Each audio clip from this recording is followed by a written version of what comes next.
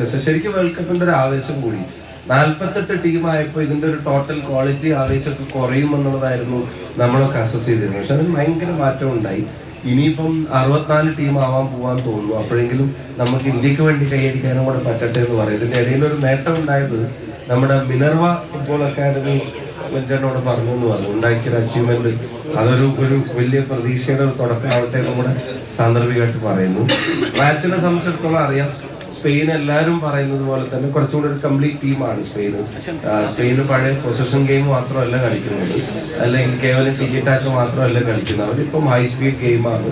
പൊസിഷനൊപ്പം vertical ball കളിക്കുന്നുണ്ട്. അവർ വളരെ അഗ്രസീവായിട്ട് കളിക്കുന്നുണ്ട്, സ്ട്രോങ് ആയിട്ട് ഡിഫെൻഡ് ചെയ്യുന്നുണ്ട്. നെയ്സിമെൻ്റെ ഒക്കെ ഗോൾ ലൈൻ കടന്നൊരു ഗോൾ ആകെ ഒരു തവണയും കാണാൻ ഇത്തവണ പോയി എന്നാണ് പറയുന്നത്. അവർ കുറച്ചും കൂടെ കോമ്പാക്റ്റ് ആണ്, കുറച്ചും കൂടെ ഒരു സ്ട്രാറ്റജിയെ ഡിപ്പെൻഡ് ചെയ്തിട്ട് ഒരു ഗെയിം പ്ലാനിന് സ്റ്റിക്ക് ചെയ്തിട്ട് കളിക്കുന്ന ഒരു ടീമാണ് സ്പെയിൻ എന്ന് പറയുന്നത്. ഈ വേൾഡ് കപ്പിൽ 11 ഗോളെ അടിച്ചിട്ടുള്ളെങ്കിൽ അവർ ആകെ ഒരു ഗോളെ വഴങ്ങിയിട്ടുള്ളൂ. അപ്പം എനിക്ക് തോന്നുന്നു ഈ നമ്മുടെ സൂപ്പർ കമ്പ്യൂട്ടർ പ്രഡിക്റ്റ് ചെയ്ത സ്പെയിൻ ഇത്തവണ വേൾഡ് കപ്പ് എടുക്കുന്ന നേരത്തെ തന്നെ ഒക്കെ പ്രഡിക്ഷനൊക്കെ വന്നിട്ടുണ്ട്.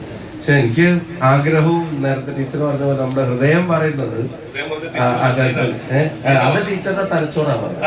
ഹൃദയം അർജന്റീനക്കൊപ്പമല്ലേ അത് പറഞ്ഞു. അത് അപ്പം ഒരു ഡിസയർ ഉണ്ട്. എൻഡ് ഓഫ് ദ ഡേ എല്ലാ വരച്ചു വെച്ച ചിത്രങ്ങൾക്കും അപ്പുറത്തേക്ക് അവരുടെ ഒരു പാഷനും ഡിസയറും അത് കളിയിൽ ഒരു നിർണായകമായിട്ടുള്ള ഒരു കാര്യമായി മാറും എന്നുള്ള പ്രതീക്ഷയിലും ആഗ്രഹത്തിലുമാണ് ഇന്നത്തെ ഫൈനലും കാണാനിരിക്കുന്നത്.